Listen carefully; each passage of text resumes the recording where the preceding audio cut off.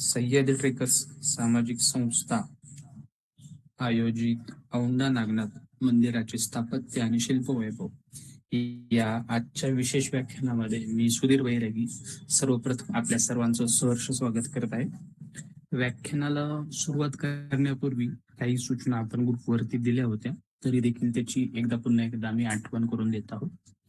संपूर्ण व्याख्यानादरम्यान सर्वांनी आपला माईक विशेषतः आणि कॅमेरा बंद राहील याची विशेष काळजी घ्यायची, कारण व्याख्याते ज्यावेळी शिकवत असतात त्यांची त्या व्याख्यानाच्या अनुषंगाने जी लिंक लागलेली असते, मध्येच कोणाचा तरी आवाज आल्यामुळे ती लिंक तुटते आणि सर्वांना त्या गोष्टीचा त्रास होतो किंवा व्याख्यानामध्ये अडथळा येतो. सो आमची तुम्हाला नम्र विनंती आहे की विशेषतः माईक आणि कॅमेरा बंद राहील याची विशेष काळजी घ्यावी. यासोबतच सुरुवातीला संपूर्ण मॅडम व्याख्यान घेतील आणि व्याख्यानानंतर आपण प्रश्नोत्तरासाठीची वेळ राखीव ठेवलेली आहे. मध्ये कोणी प्रश्न विचारू नयेत, त्यानंतर आपण खास त्याच्यासाठीची वेळ राखीव ठेवलेली आहे. व्याख्यानाला सुरुवात करण्यापूर्वी आपण आपल्या संस्थेची अगदी थोडक्यात माहिती देणार आहोत, कारण बरेचसे आमचे जे जुने सदस्य आहेत त्यांना संस्थेच्या एकूण कार्यपद्धतीबद्दलची संपूर्ण माहिती आहेच. तरी देखील प्रत्येक लेक्चरच्या दरम्यान, व्याख्यानांच्या दरम्यान कोणीतरी नवीन सदस्य सहभागी होत असतो, तर त्यांच्यासाठी म्हणून आपण पुन्हा एकदा संस्थेची माहिती अगदी थोडक्यात देणार आहोत. सह्याद्री ट्रेकर सामाजिक संस्था ही नोंदणीकृत संस्था असून आतापर्यंत संस्था ही 3 वेगवेगळ्या विभागामध्ये काम करते, ज्याच्यामध्ये सामाजिक उपक्रम असतील, दुर्ग संवर्धनाचे काम असतील आणि शैक्षणिक उपक्रम असतील. दुर्ग संवर्धनामध्ये संस्था ही ज्या किल्ल्यांचं संवर्धन करायचं आहे त्या किल्ल्यांच्या संवर्धनापूर्वी त्याचा स्थापत्याचा अभ्यास करते. त्यानंतर त्या क्षेत्रातील विशेष तज्ञ डॉक्टर सचिन जोशी सर आहेत, जे की आम्हाला संस्थेच्या दुर्ग संवर्धन या कार्यक्रमामध्ये, या उपक्रमामध्ये सातत्याने मार्गदर्शन करत असतात. आतापर्यंत संस्थेने किल्ले सिंहगड असेल, किल्ले सुवर्णदुर्ग आणि किल्ले मल्हारगड या 3 ठिकाणी वेगवेगळ्या शासकीय परवानगी पूर्ण करूनच दुर्ग संवर्धनाचं काम या संस्थेने या गडावरती केलेलं आहे. यासोबतच सामाजिक उपक्रम या विभागामध्ये संस्था ही आदिवासी भागातील आर्थिकदृष्ट्या मागास असणाऱ्या साधारणपणे 1ली ते 10वी पर्यंतच्या 100 विद्यार्थ्यांना गणवेश आणि शूज या 2 गोष्टी सोडता इतर शैक्षणिक संपूर्ण साहित्य वर्षभरासाठी त्यांना डोनेट करत असते. त्यानंतर 3रा विभाग जो आहे तो शैक्षणिक विभाग आहे. त्या शैक्षणिक विभागाच्या अंतर्गत पुरातत्वशास्त्र, इतिहास आणि इंडोलॉजी या 3 विषयाच्या मुख्य विषयाच्या अंतर्गत येणारे संपूर्ण विषय आतापर्यंत संस्थेने ऑनलाईन व्याख्यान, ऑनलाईन कोर्सेसच्या माध्यमातून ऑर्गनाईज केलेले आहेत. आतापर्यंत संस्थेने जवळपास 24 ऑनलाईन कोर्सेस घेतलेले, ज्याच्यामध्ये 700हून अधिक विद्यार्थ्यांनी भाग घेतला होता. हे संपूर्ण उपक्रम आपली संस्था भारत इतिहास संशोधक मंडळासोबत उपक्रम राबवत असते. यासोबतच प्रत्येक महिन्यामध्ये 2 गेस्ट लेक्चर, किमान 2 अथवा केव्हा जास्तही होऊ शकतात, किमान 2 व्याख्यान मोफत सर्वांसाठी वेगवेगळ्या क्षेत्रातील तज्ञांच्या मार्फत आयोजित करत असते. यासोबतच प्रत्येक महिन्यामध्ये एक आपण वारसा स्थळांना भेटी देण्यासाठी वारसा हेरिटेज वॉक जे आहे ते आयोजित करत असतो. अशा पद्धतीने संस्थेचं काम चालत असतं. तर मी संस्थेची ओळख इथेच थांबवतो. आजच्या व्याख्यानाला सुरुवात करण्यापूर्वी नेहमीप्रमाणे आपल्या मार्गदर्शकांचा मी इथे परिचय करून देणार आहे. आजचे आपले मार्गदर्शक आहेत सौ धनलक्ष्मी महेश टिळे मॅडम. त्यांचा अल्प परिचय मी इथे करून देणार आहे. त्या बोधसूत्र भारतीय विद्या अध्ययन आणि संशोधन केंद्र याच्या संस्थापक व संचालक आहेत. त्यांच्या शैक्षणिक माहिती ही MS संस्कृत, कवी कुलगुरू कालिदास संस्कृत विश्वविद्यालय रामटेक उत्कृष्ट श्रेणीमध्ये त्या उत्तीर्ण झालेल्या आहेत. यासोबतच त्या MA इंडोलॉजी भारतीय विद्या टिळक महाराष्ट्र विद्यापीठ पुणे येथून देखील प्रथम क्रमांकाने उत्तीर्ण झालेले आहेत. BA इंग्रजी त्यांनी पुणे विद्यापीठातून केलेलं आहे. ग्राफिक आर्ट डिप्लोमा देखील त्यांनी डेक्कन एज्युकेशन सोसायटी पुणे येथून पूर्ण केलेला आहे. प्रमुख पुरस्कार व सन्मान काही सुशीला जोगळेकर पुरस्कार इंडोलॉजी विषयात प्रथम क्रमांक आल्याबद्दल. ज्युनियर फेलोशिप देखील त्यांना 2018 ते 20 दरम्यान सांस्कृतिक मंत्रालय, भारत सरकार, संशोधन विषय औंढा नागनाथ सांस्कृतिक अभ्यास. तरुण इतिहास संशोधक पुरस्कार नुकताच त्यांना भारत इतिहास संशोधक मंडळाच्या वतीने, जी की आपली सहयोगी संस्था आहे, त्या संस्थेच्या वतीने 2026चा वर्धापन दिन झाला होता संस्थेचा. तर त्या निमित्ताने हा पुरस्कार देण्यात आलेला आहे. त्यांची पुस्तके तत्वज्ञान व सामाजिक शास्त्र यातील संशोधन पद्धती, डायमंड प्रकाशन 2024 येथे त्यांनी प्रकाशित केलेले आहे. औंढा नागनाथ मंदिर स्थापत्य, मूर्तीशास्त्र आणि महाराष्ट्रातील शैवगमन परंपरा, गुरुस्पर्श प्रकाशन, जे की त्यांचं स्वतःचं प्रकाशन संस्था आहे. महेश जी केळे सर, जे त्या संस्थेचे या प्रकाशनाचे प्रमुख आहेत. इतर कौशल्य व ज्ञान, त्यांना मराठी, संस्कृत, इंग्रजी या भाषांचं ज्ञान आहे. यासोबत ब्राह्मी ग्रंथा, नेवाली, शारदा, बांगला आणि देवनागरी या प्राचीन लिपींचं देखील ज्ञान आहे. यासोबतच त्या भारत इतिहास संशोधक मंडळ व वैदिक संशोधन मंडळ पुणे या दोन्ही संस्थांच्या आजीव सदस्य आहेत. खरं तर मॅडमचं या क्षेत्रातील काम आणखी प्रतीक आहे, त्याच्यामुळे आपण तो वेळ इथे कमी कमी करून मांडण्याचा प्रयत्न केलेला आहे. तर मॅडमला मी विनंती करतो, मॅम आपण व्याख्यानाला सुरुवात केली तरी चालेल.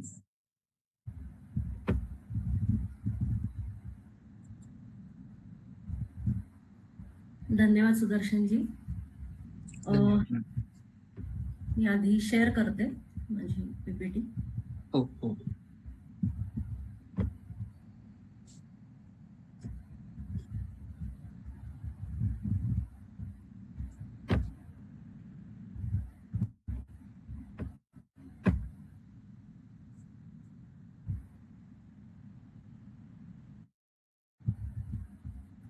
दिसते पीपीटी? हो मॅम दिसते. माझा आवाज येतोय? हो व्यवस्थित येतो. ओके. सर्वप्रथम सह्याद्री ट्रेकर सामाजिक संस्था यांचे मी मनापासून आभार मानते की त्यांनी आज हे व्याख्यान आयोजित केलं आणि मला ह्या विषयावर बोलण्याची संधी दिली. या विषयावर मी जे काही काम करते आहे ते आज मला तुमच्या समोर मांडण्याचा हा एक प्लॅटफॉर्म आज मिळालेला आहे. तर त्या दृष्टिकोनातनं मी आपल्यासमोर काही मुद्दे मांडेल. तर मी सुरुवात करते आजच्या व्याख्यानाला आपल्या. ओम गंगणपतये नमः, सरस्वत्यै नमः, गुरुभ्यो नमः. सर्वांना नमस्कार. आजचा आपला विषय आहे औंढा नागनाथ मंदिरावरील स्थापत्य आणि शिल्पवैभव. खरं तर हा विषय खूप मोठा आहे आणि आज आपण तसं पाहिलं तर फक्त या विषयातल्या स्थापत्याच्या काही भागाला स्पर्श करणार आहोत आणि त्या अनुषंगाने जे शिल्पवैभव आहे मंदिरावरचं ते आपण थोडंसं पाहणार आहोत. पण तेही प्रातिनिधिक स्वरूपात म्हणावं लागेल, कारण ते मंदिराचं वैभवच एवढं आहे आणि मंदिराचा आवाकाच एवढा आहे की आपल्याला तो काही वेळामध्ये बांधता येणं अशक्य आहे. कारण मलाच तो विषय अभ्यास करण्यासाठी माझी 8 वर्ष गेली आणि अजूनही पुढे अभ्यास चालू आहे. म्हणजे 8 वर्ष झाली तरी काय अभ्यास संपतो असं होत नाही. आता खरी अभ्यासाला एक चांगली दिशा मिळाली असं मला वाटतं. तर आजचा जो आपला विषय आहे, आता आपण मंदिराचा ज्यावेळी अभ्यास करत असतो, म्हणजे मी ज्या दृष्टिकोनातनं बघत गेले त्या दृष्टिकोनातनं मी काही मुद्दे आपल्यासमोर मांडण्याचा प्रयत्न करते. की सगळ्यात पहिल्यांदा एखाद्या मंदिर निर्माण होण्याच्या मागे तिथली भौगोलिक जी संरचना असते ती महत्वाची असते. तिथनं मग आपल्याला हळूहळू त्या मंदिराची रचना कळत जाते किंवा तिथेच का मंदिर बांधलं असेल. जसं उदाहरण द्यायचं झालं तर जी शक्तिपीठं आहेत, तर शक्तिपीठं ही आपल्याला डोंगरावर वगैरे दिसतात. आपलं माहूरचं आहे किंवा वणीचं आहे किंवा शिवाची जी ज्योतिर्लिंग म्हणून आपण प्रसिद्ध आहेत जी म्हणतो, ती सगळी आपल्याला निसर्गाच्या कुशीमध्ये, वनराईमध्ये, नद्यांच्या काठावर किंवा अशा दुर्गम भागी आपल्याला अशी दिसतात. त्याच्या मागे कारणही तेच आहे. म्हणजे त्या देवतेचं असोसिएशन आहे हा एक भाग, पण ती भौगोलिक संरचनेमध्ये ते दैवत्व जिवंत ठेवण्याची एक आपली जी परंपरा आहे भारतीयांची, ती आपल्याला ह्या पद्धतीतनं दिसते. त्यामुळे आपल्याला सगळ्यात आधी भौगोलिक संरचना जाणून घ्यायला पाहिजे.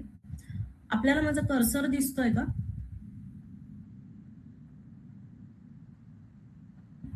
ठीक आहे. हो मॅम दिसतो मॅडम. ठीक आहे. कोणाचा तरी कॅमेरा चालू राहिलाय तो बंद करा. आणि मॅम सॉरी डिस्टर्ब नाही. आम्ही पुन्हा एकदा या गोष्टीची पूर्वकल्पना दिलेली आहे तरी देखील सूचना देत आहोत. जर माईक आणि कॅमेरा कोणाचा चालू राहिला तर नाविलाजाने आम्हाला त्यांना बाहेर काढावं लागेल. सो विनंती त्याच्याकडे विशेष लक्ष द्या. सॉरी मॅम, करा कंटिन्यू. तर आपण आता इथे जो मॅप पाहतो आहोत, तर भौगोलिक संरचना आपण या विषयावर बोलत होतो. तर भारतामध्ये इथे आपण छोटा मॅप बघतोय. भारतामध्ये महाराष्ट्र आणि महाराष्ट्रामधला हा जो हिरवा पट्टा आपण दाखवलेला आहे, प्रातिनिधिक स्वरूपात आहे तो मराठवाड्याचा. आणि मराठवाड्यातला जो आपण भाग पाहिला, तर इथे आपल्याला वेगवेगळे जिल्हे दिसत आहेत. हे सर्व जिल्हे खरं पाहता सांस्कृतिकदृष्ट्या खूपच संपन्न आहेत. प्राचीन काळापासून आपल्याला इथे अनेक ऐतिहासिक किल्ले दिसतात, लेण्या दिसतात, मंदिरं दिसतात आणि निसर्गाने पण तसं पाहिलं तर संपन्न भाग मला वाटला. म्हणजे मी ज्यावेळी फिरत होते त्यावेळी मला हा भाग निसर्गाने पण अतिशय संपन्न वाटला. त्यातला एक भाग वनश्रीने संपन्न असलेला म्हणजे औंढा नागनाथ आहे. आता इथे ऍक्च्युअली पूर्वीच्या काळी जर आपण पाहिलं तर तो परभणीचा भाग होता. आता इथे जिथे माझा कर्सर आहे तिथे इथे साधारण आपला औंढा होता. आता तो हिंगोलीचा म्हणजे प्रशासकीय भाग आता तो हिंगोलीमध्ये गेलेला आहे. म्हणजे अशा दृष्टीने जर पाहिलं तर इथे कुठेतरी औंढ्याचं लोकेशन येतं. पण एवढंच महत्वाचं नाहीये की त्याचं लोकेशन. आता जर आपण प्रत्यक्ष औंढा बघितलं म्हणजे औंढा नागनाथ मंदिराचा जो परिसर आहे, तर तो पाहिला तर त्याचं जे स्थान आहे ते महत्वाचं ठरतं. कारण बालाघाटाची जी डोंगर रांग आहे ती या प्रदेशाला लाभलेली असल्यामुळे इथे सुद्धा आपल्याला म्हणजे औंढ्याच्या इथे सुद्धा आपल्याला थोडीशा टेकाडं दिसतात. आणि त्या टेकाडांमुळे काय झालंय, एक अशा बशीसारखा भाग तयार झालाय. म्हणजे औंढा हा भाग थोडासा खोलगट, एक द्रोण असतो की नाही, त्याप्रमाणे तो भाग तयार झालेला आहे. पण ही जी छोटी पर्वतरांग आहे किंवा टेकडी म्हणूया आपण सध्या, कारण ते पर्वत एवढे मोठे नाहीयेत.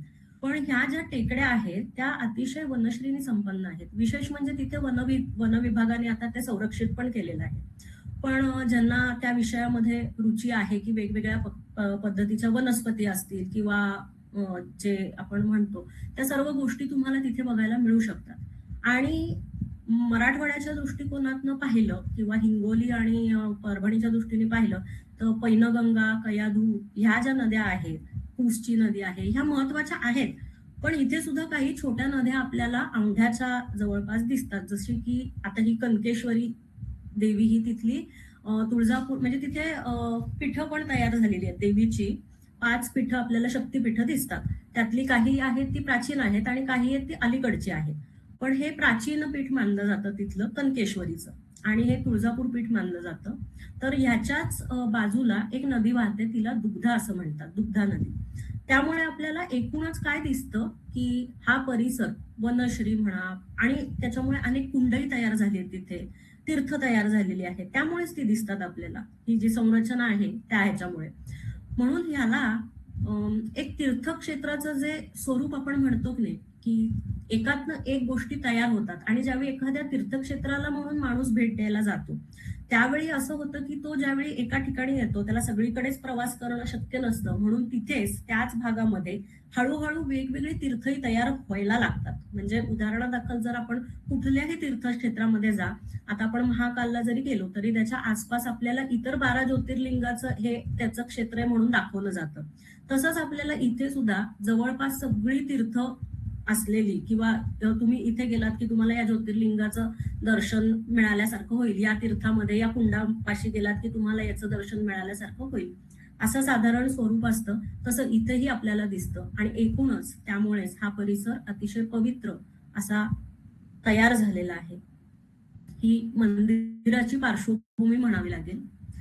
आता औंढा नागनाथ मंदिराच्या संशोधनावर मी मुळात येते की हा विषय मी खरं तर निवडला होता कल्चरल मिनिस्ट्रीच्या फेलोशिपसाठी आणि त्यावेळी माझा अभ्यासाचा विषय होता मंदिर स्थापत्य आणि मूर्तीशास्त्र, इतकाच माझा अभ्यासाचा विषय होता. तो मी केलाही, 2 वर्ष केलाही. पण ज्यावेळी मी माझ्या अंतिम टप्प्यामध्ये होते संशोधनाच्या त्यावेळी मला ह्या मंदिराविषयी काही गोष्टी अशा समजल्या किंवा ही जी शिल्प होती त्या शिल्पांचा अर्थ थोडासा शिल्पशास्त्राच्या पलीकडे जाऊन तत्वज्ञानाच्या दृष्टिकोनातनं मला थोडासा दिसायला लागला.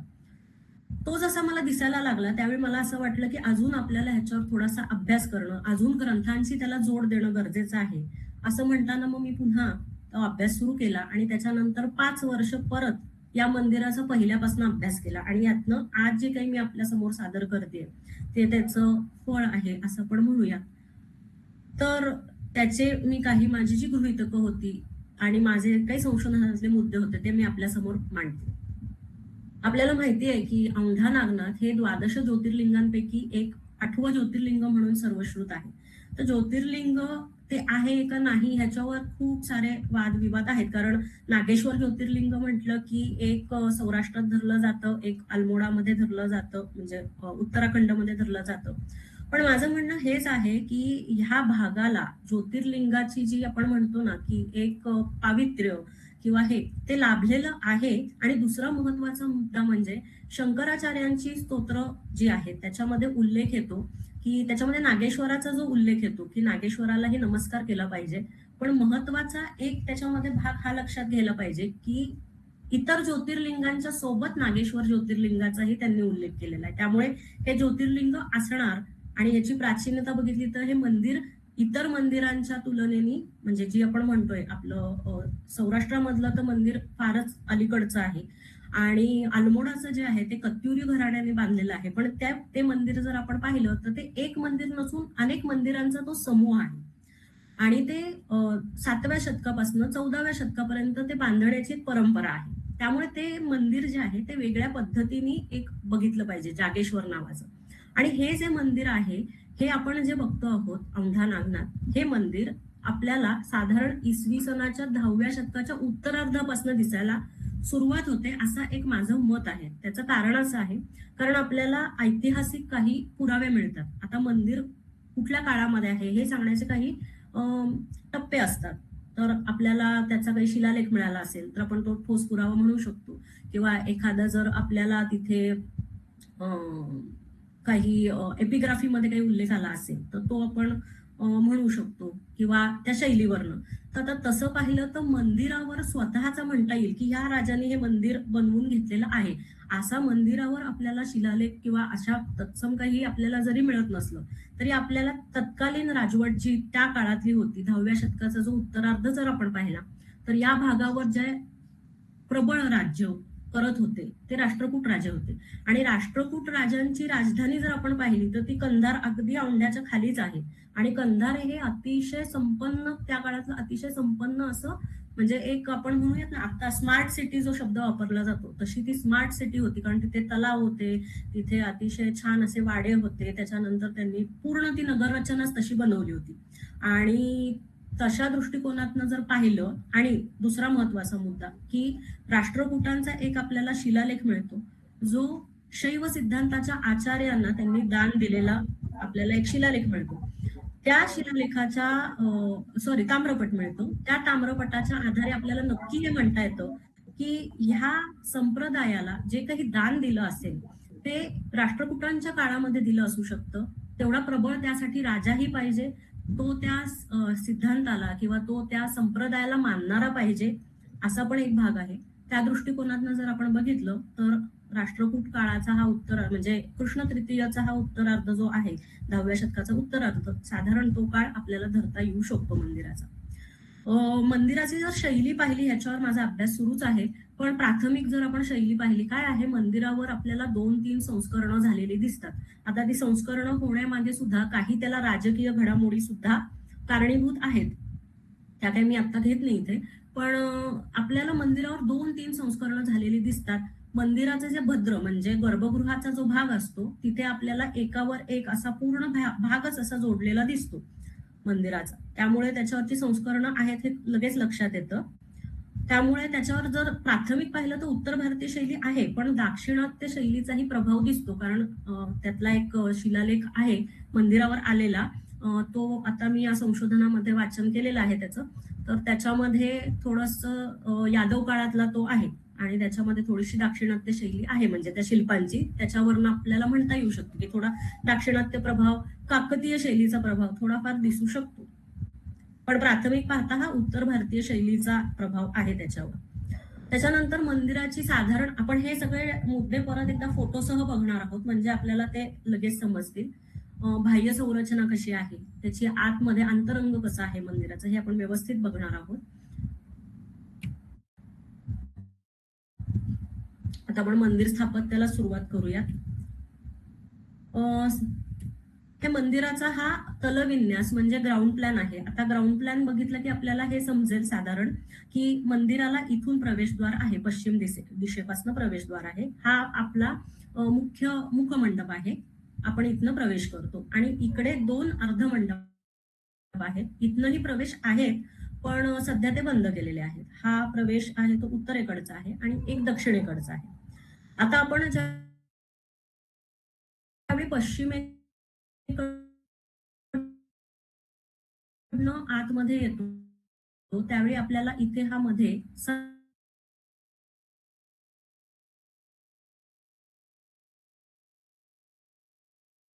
सभामंडप लागतो.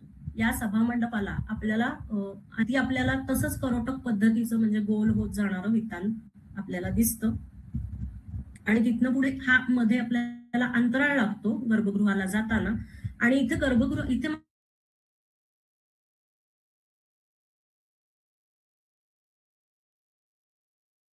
आपल्याला शिवाचं शिवलिंग लगेच दिसत नाही. आपल्याला त्याच्यासाठी थोड्या पायऱ्या उतरून खाली जावं लागतं आणि तळ गाभाऱ्यामध्ये आपल्याला हे शिवलिंग, नागेश्वराचं शिवलिंग दिसतं. हे या मंदिराचं वैशिष्ट्य म्हणावं लागेल. इथला हा गाभारा जो आहे तो मोठा म्हणून वरच्या की हा आतपर्यंत कोरलेला आहे.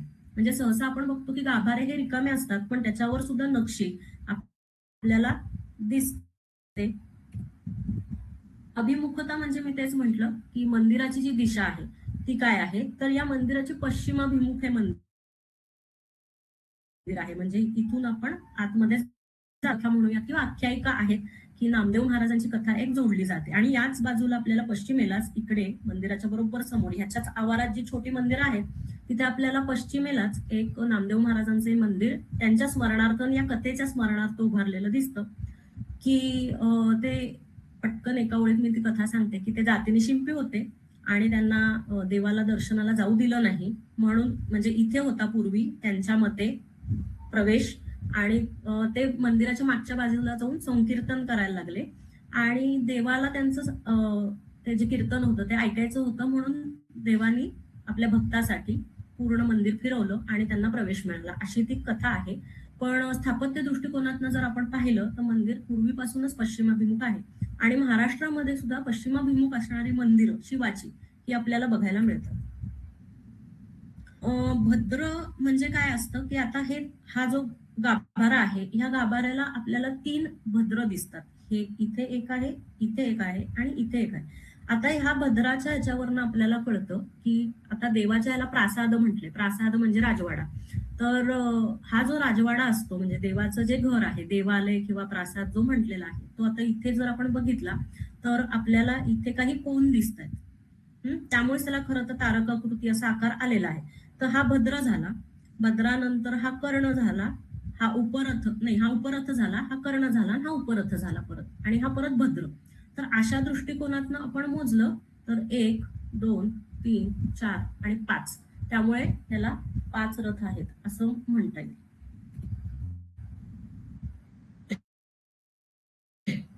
आता आपण थोडंसं मंदिराचं जे बाह्य स्वरूप आहे म्हणजे बाहेरनं मंदिर कसं दिसतं हे आपण थोडंसं बघूया.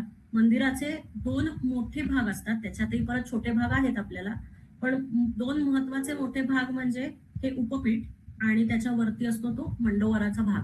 आणि इथं आपण बघताय की ह्याच्यावर शिल्प काय आहेत एवढी या मंदिरावर खूप सारी शिल्प आहेत.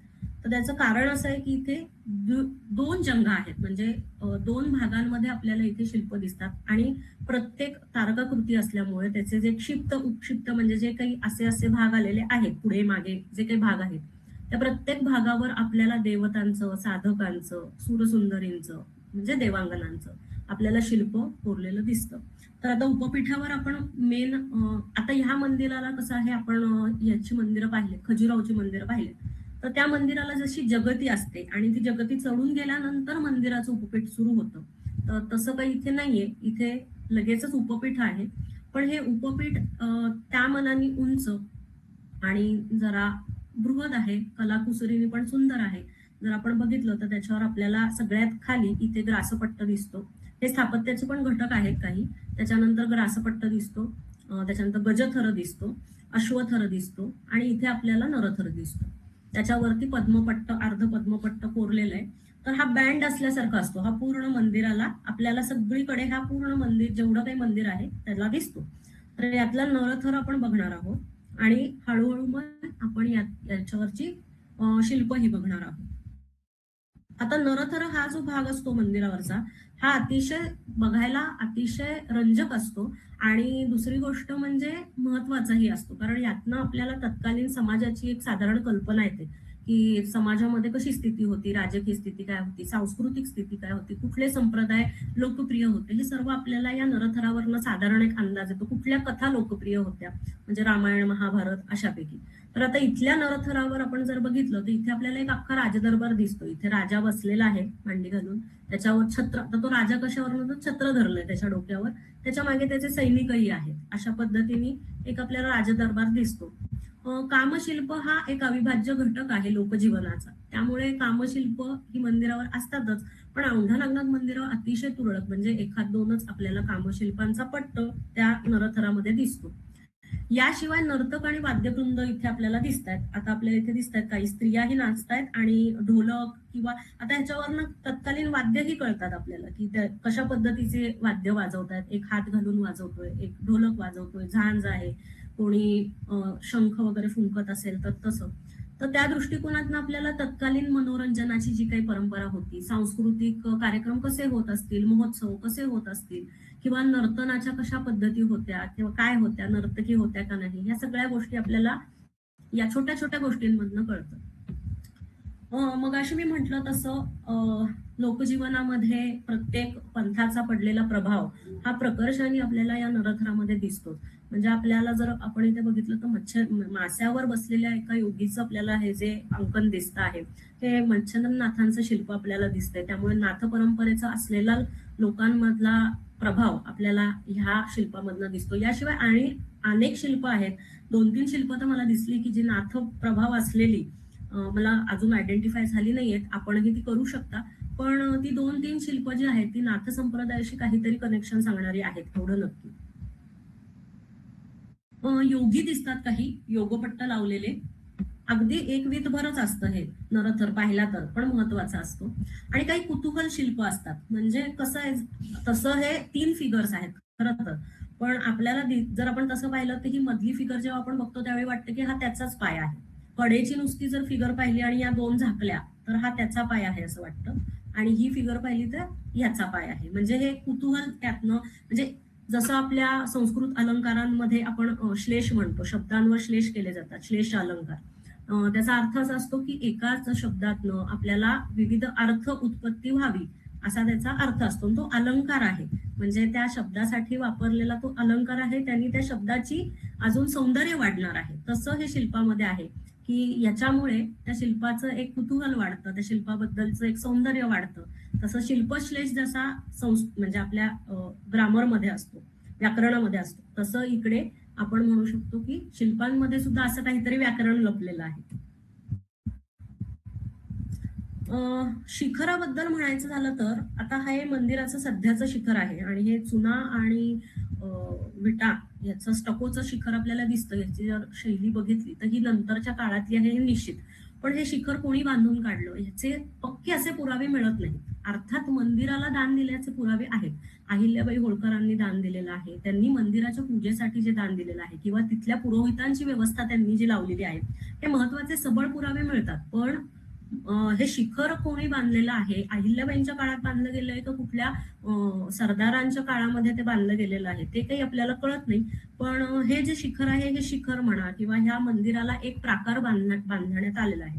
प्राकार म्हणजे एक भिंत, सुरक्षित भिंत म्हणतो ना, आणि आतमध्ये छोटी मंदिरं.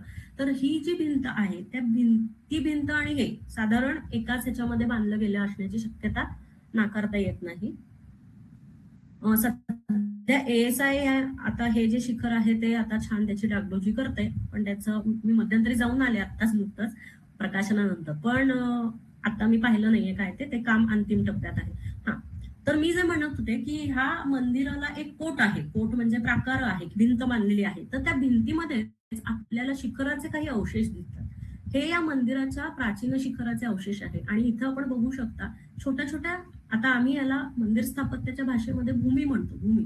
भूमी म्हणजे छोट्या छोट्या भूमी एकावर एक जेव्हा रचल्या जातात त्यावेळी ते भूमीचं शिखर तयार होतं. आणि हे अवशेष असे खूप आहेत. मी हा एकच, म्हणजे मला ज्या दक्षिणेकडची ही भिंत आहे त्या भिंतीच्या इथे मला हा पॅच सापडला. अजून बरेच आहेत ठिकाणी कुठे कुठे ते आणि त्या प्रकाराच्या भिंतीत आतमधनं लगेच दिसण्यासारखे. आणि इथली जर संरचना तुम्ही खालची पण कसं असतं, शिखर हे काही फक्त डायरेक्टली वरनं बांधलं जात नाही, त्याला खालचं जे अधिष्ठान आहे किंवा खालचं मंदिराची जी अंग आहेत ती त्या अनुषंगानेच चढवली जातात आणि त्या अनुषंगानेच मग वरचं जे शिखर असतं ते शेखरी पद्धतीचं आहे, लतीन पद्धतीचं आहे, भूमिजाचं आहे का कुठलं द्राविडियन पद्धतीचं आहे हे त्याच्यावर ठरत असतं. तर इथला सुद्धा जर आपण थोडाफार अंदाज घेतला म्हणजे जिथे मंदिर संपतंय, मंदिराचा जो जुना भाग आपण म्हणतोय तिथे जरी आपण थोडंसं पाहिलं तर ह्याच्या पुढे जे शिखर वाढवत गेले असणार आहेत ते निश्चितच अष्टा पद्धतीचं शिखर ते वाढवत गेले असणार आहेत. त्यामुळे हे भूमिज शैलीचं मंदिर आहे असं आपल्याला म्हणता येईल. आता आपण प्रवेशद्वारापाशी येऊ. मी मगाशीच असं म्हटलं आपल्याला की आपल्याला मंदिरात प्रवेश करताना हा इकडे मी जो आरो दाखवते हा मुखमंडप आहे पश्चिमेकडचा, म्हणजे जिथनं आपल्याला प्रवेश देवाकडे मिळतो. हा आहे उत्तरेकडचा आणि पलीकडे आहे तो दक्षिणेकडचा. आता ह्याचं आपण प्रवेशद्वार बघूयात कसं आहे. साधारण असं प्रवेशद्वार आहे आणि या प्रवेशद्वाराचं म्हणजे काही पायऱ्या चढून आपण या प्रवेशद्वाराला जेव्हा येतो, आता या प्रवेशद्वाराला जे तुम्हाला असं डेकोरेटिव्ह काय काय दिसतंय तिथे छान कोरलेलं नक्षीकाम, त्याला द्वारशाखा असं म्हणतो आम्ही. तर द्वारशाखेमध्ये आपण जर बघितलं तर या द्वारशाखा या काही शाखांच्या बनलेल्या असतात. म्हणजे पत्रशाखा असेल, खल्वशाखा असेल, त्याच्यानंतर काही सिंहाची अंकन असतात. आता हा मधला एक स्तंभ आहे त्याला रूपस्तंभ म्हणतात. रूपस्तंभ याच्यासाठी रूप, कारण एकेका देवतांचं अंकन त्याच्यामध्ये असतं, तिन्ही बाजूनी आहे ते आपण जर बघाल हा तर हे दोन्ही अतिशय कोरीव आहेत. आता तुम्ही आणखीन इथे म्हणजे इथे झालेली एक हे बघू शकता की इथे छत आहे म्हणजे छज्जा म्हणतो आपण त्याला. इथे ललाट बिंब आहे आणि इथे छज्जा आहे, म्हणजे इथे खरं तर ते द्वार कदाचित पूर्ण झालं असावं.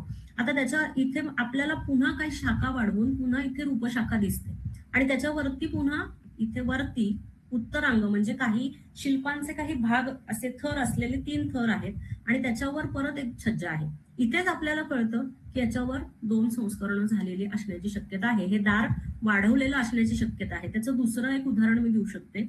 दारात एखाद्या द्वारशाखेचे काही आपण जर पॉइंट्स म्हटलो काय असतात, तर इथे या शाखा असतात हा एक भाग झाला, पण तिथे खाली काही शिल्प असतात. तर आपण आत जाताना इथे नदी देवता असतात, त्यांच्या बाजूला काही चौरीधारी असतात, चौरीधारी स्त्रिया असतात किंवा पुरुष असतात, त्याच्या बाजूला द्वारपाल असतात. अशा पद्धतीने संरचना असते.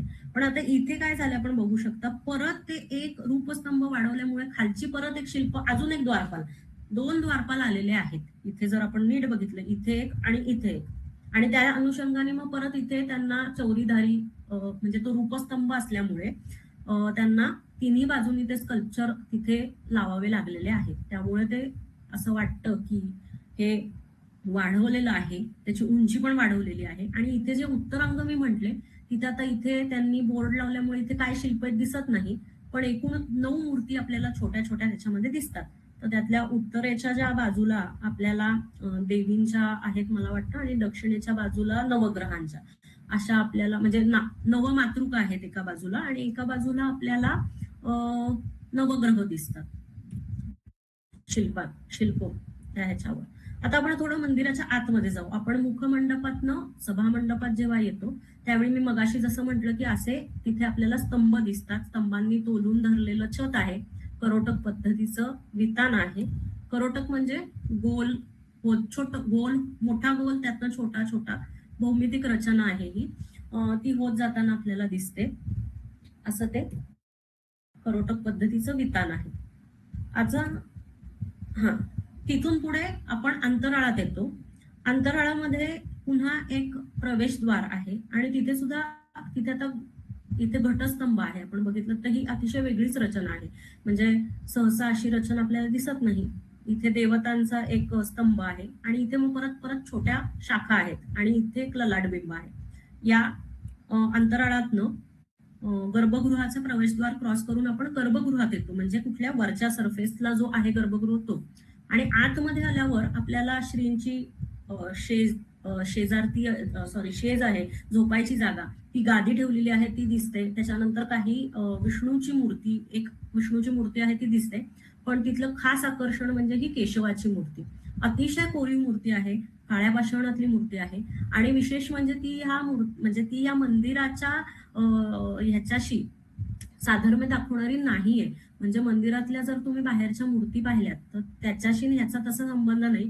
पण ही मूर्ती ह्याच मंदिराच्या मागे हरिहर तीर्थ आहे. ते ज्यावेळी म्हणजे ज्यावेळी त्यातलं पाणी आटलं त्यावेळी ही एका खोदकामामध्ये सापडलेली केशवाची मूर्ती आहे.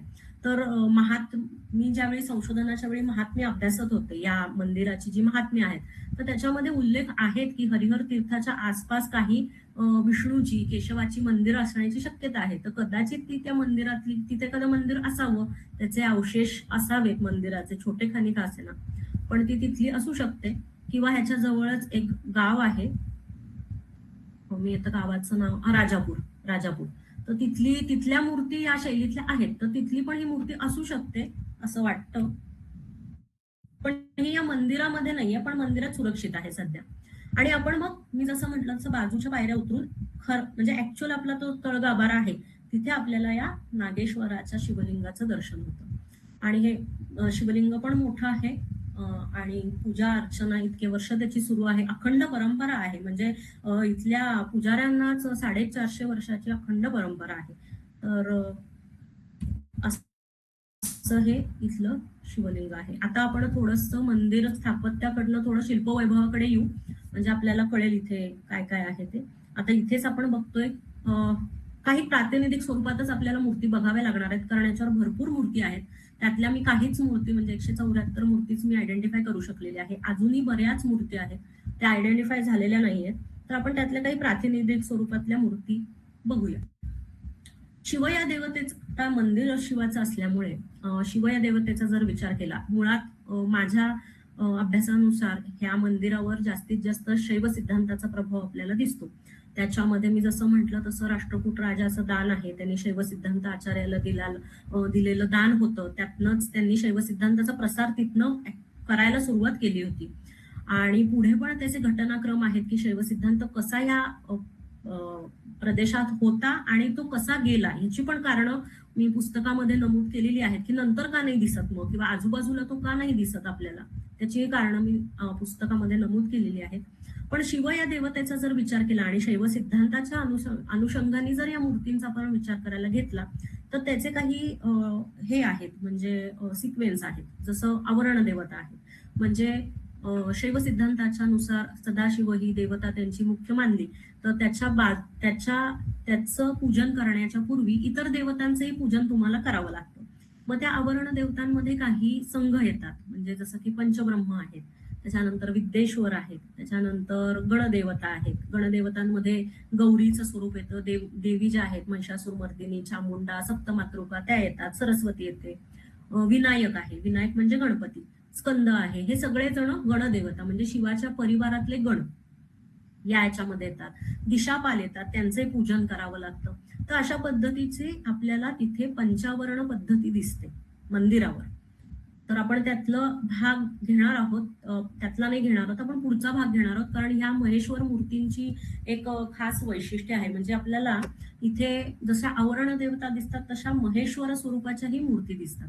तर आता महेश्वर मूर्ती ह्या खरं तर तसं पाहिलं तर शैव सिद्धांताच्या दृष्टिकोनातनं महेश्वर हे जे शिवाचं स्वरूप आहे, तर हे स्वरूप त्याच्या लीलांचा विस्तार करतं आणि सामान्य माणसाला म्हणा ते समजण्यासाठी खूप सोपं आहे. म्हणजे आपण लगेच कनेक्ट करू शकतो, असं जर काही असेल आणि आपण साधना करू शकतो तर ते महेश्वर स्वरूपाची करू शकतो. त्याच्या पुढे जाऊन योगीजन असतात, ते सदाशिव स्वरूप किंवा त्याच्याही वरती शिव किंवा परशिव तुम्ही म्हणू शकता, अशा स्वरूपाचं किंवा तत्वाचं जे साधना करतात ती उच्च कोटीची झाली. पण सामान्याला जर सुरुवात करायची असेल तर ती महेश्वराच्या रूपाकडे बघून केली जाते, कारण त्याच्या प्रत्येक महेश्वर मूर्तीची एक सुंदर कथा पण आहे, आपल्याला पुराणांमधनं वेगवेगळ्या ग्रंथांमधनं ती मिळते. त्यामुळे आपण महेश्वर मूर्ती बघू. रुद्रमूर्ती म्हणजे शिवाच्या ज्या रुद्रमूर्ती, 11 रुद्र आपण म्हणतो किंवा द्वादश रुद्र संकल्पना एक आपल्याला वैदिक काळापासून आलेली दिसते. वैदिक काळामध्ये रुद्रांची संख्या कमी होती, 8च रुद्र होते, पण पुढे ती वाढत 11 झाली, द्वादश झाली. अशा पद्धतीने ज्या रुद्रमूर्ती आहेत त्याही आपल्याला मंदिरावर दिसतात. भैरव मूर्ती पण आहे आणि विशेष मूर्ती म्हणजे मी जसं म्हटलं तसं सदाशिव मूर्ती आहे आणि चर्यात्मक प्रतिमा. मी जे म्हटलं ना की शैव सिद्धांताचं हे मंदिर आहे, तर हे मंदिर शैव सिद्धांताचं का आहे? चर्या म्हणजे काय तर आचरण, म्हणजे ह्या लोकांच्या उपासना पद्धती दाखवणाऱ्या या मूर्ती आहेत. हे विशेष आहे की अशा पद्धतीच्या मूर्ती दिसणं, की त्यांचा महोत्सव विधी कसा होता असं दाखवणारच शिल्प आहे ते. किंवा त्यांच्या एखादा यती ज्यावेळी म्हणजे त्याचा मृत्यू होतो, देहावसन होतं, त्यावेळी त्याच्यानंतरचे काय विधी असतात हे दाखवणारी एक चर्यात्मक प्रतिमा आहे. त्यामुळे या सर्व गोष्टी अतिशय महत्वाच्या आणि धार्मिक दृष्टीनेही महत्वाच्या आहेत. मग असे म्हटलं तसं आपण आता महेश्वर मूर्ती बघूया. ही महेश्वर मूर्ती आहे. ह्याला वेगवेगळ्या ग्रंथांमधनं वेगवेगळी नावं येतात. शक्यतो मी आगम ग्रंथांनाच प्रमाण धरून आगम ग्रंथांच्या ह्याच्यावरनच मी त्याची नावं आयडेंटिफाय केलेली आहेत. आणि त्यानुसार जर आपण बघितलं तर ह्याला सोमा स्कंध असं मूर्ती म्हणतात. पण त्याला सा अंबिका गुहा, सा अंबिका म्हणजे स अंबिका, अंबिकेसह गुहा म्हणजे स्कंद कार्तिकेय. आता ते या मूर्तीमध्ये काय आहे, इथे आपल्याला भगवान शिव दिसत आहेत, पार्वती किंवा अंबिका काही म्हणा, सहसा तिच्यासोबत सिंह आला की अंबिका किंवा उमा पण म्हटलं जातं. आणि इकडे कार्तिकेय. आता इथे आपल्याला हे दिसतंय की भगवान शिव उभे आहेत, परिवार चित्र आपल्याला एक दिसल्यासारखं आहे आणि देवी आहे. आणि इथे बाल कार्तिकेय त्याची शौर्य क्रीडा इथं करतोय. आपण इथे बघू शकता की त्याने नंदीचाही पाय धरलाय आणि सिंहाचाही पाय धरलाय. आणि थोडक्यात त्यांनी जसं लहान मुलं घरामध्ये बेजार करतात आई वडिलांना थोडक्यात, तर तसं काहीतरी तो करतोय. तर सांगायचा मुद्दा असा आहे की साधारण हे जे शिल्प असतं ते शिल्प दाखवण्याची जी पद्धत आहे, दाक्षिणात्य तुम्ही पद्धत पाहिली तर त्याच्यामध्ये शिव पार्वती हे सुखासनात बसलेले आहेत आणि त्यांच्यामध्ये बालकार्तिकेय नाचतोय किंवा कधी कधी तो बालकार्तिकेय मांडीवर बसलेला आहे, अशा पद्धतीने दाखवला जातो. पण इथलं तुम्ही बघाल ना वैशिष्ट्य, औंढा नागनाथवरचं हे वैशिष्ट्य आहे की इथली शिल्प जी आहेत ना त्यांची अभिव्यक्ती पण एका वेगळ्या पद्धतीने केलेली आहे. तर आता इथे तुम्ही बघाल तर कार्तिकेय इथे यांच्याशी खेळतोय असं दाखवलेलं आहे, पण ही मूर्ती आहे सोमास्कंदाची. त्याच्यानंतर लिंगोद्भव. आता लिंगोद्भवचं पण आपण खूप फिरलेले असाल त्यामुळे आपल्याला माहिती आहे बऱ्याच ठिकाणी लिंगोद्भवच्या मूर्ती म्हणजे दाक्षिणात्य परंपरेतही भरपूर दिसतात. त्याच्यानंतर एलोराला दिसते, बऱ्याच ठिकाणी आपल्या इथे पुण्यामध्ये त्रिशुंड्या गणपतीला आहे. वेगवेगळ्या ठिकाणी ही खूपच लोकप्रिय कथा आहे की एक ब्रह्मदेव आणि विष्णू मध्ये श्रेष्ठत्वाचा ज्यावेळी वाद निर्माण होतो त्यावेळी श्रेष्ठ कोण अशा ह्याच्यामध्ये एक त्यांच्या समोर दिव्य अग्निस्तंभ तयार होतो आणि त्यातनं मग महेश्वर प्रगट होतात आणि ते त्यांचं म्हणजे श्रेष्ठत्व ते दोघांनाही मान्य करावं लागतं. त्यांना ना म्हणजे ब्रह्मदेवांना वरचं टोक सापडत नाही आणि विष्णूला खालचं टोक सापडत नाही, अशी ती एकूण कथा आहे.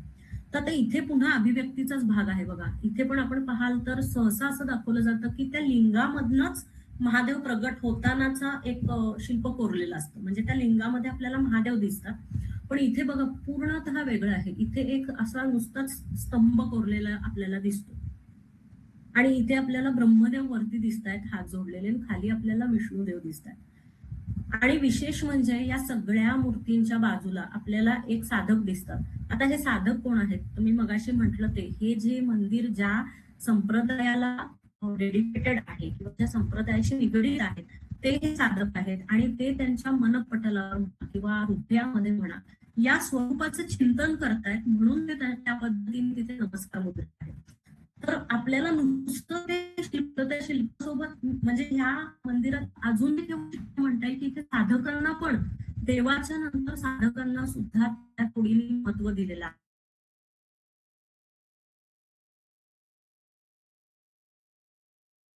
ही तिसरी.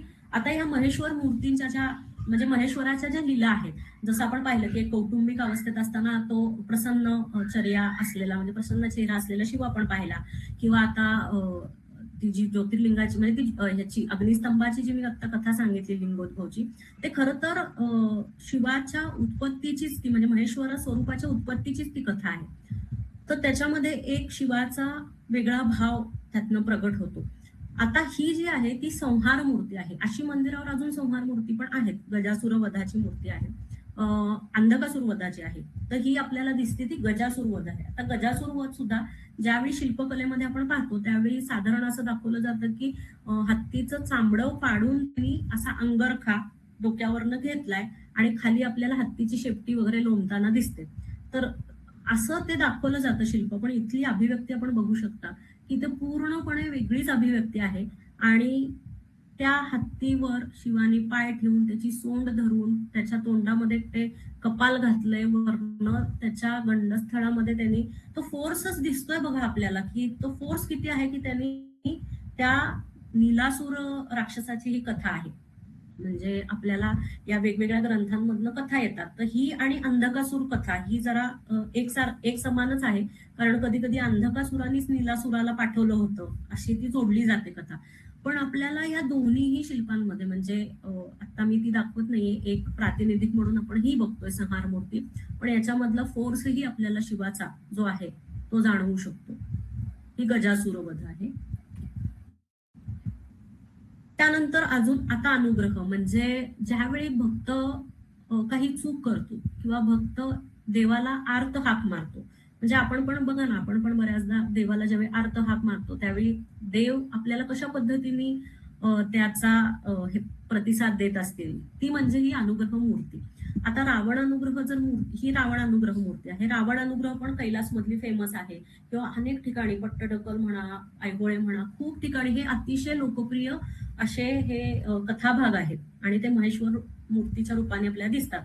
तर आता ह्या मूर्तीमध्ये असं आहे की कथा अशी आहे की रावणाचा जो दर्प होता, त्यांनी जे दिशापाल आहेत त्या सगळ्या दिशापालांचे जे लोक होते ते सगळे म्हणजे सोमलोक असेल, चंद्रलोक, सोमलोक आहे, त्याच्यानंतर सूर्यलोक आहे, यमलोक आहे, हे सगळे लोक तो जिंकत चालला होता आणि जाता जाता त्याला कैलास दिसला. आणि इतकं संपन्न कैलास बघून त्याला असं वाटलं की हा कैलास पण मी माझ्या बरोबर घेऊन गेलो तर हा त्याचा जो अहंकाराचा दर्प होता त्या ह्याच्यात त्यांनी कैलास खालनं उचला, म्हणजे त्याच्या शक्तीचा त्याला जो दर्प होता त्याच्यासाठी त्यांनी कैलास उचलायला सुरुवात केली.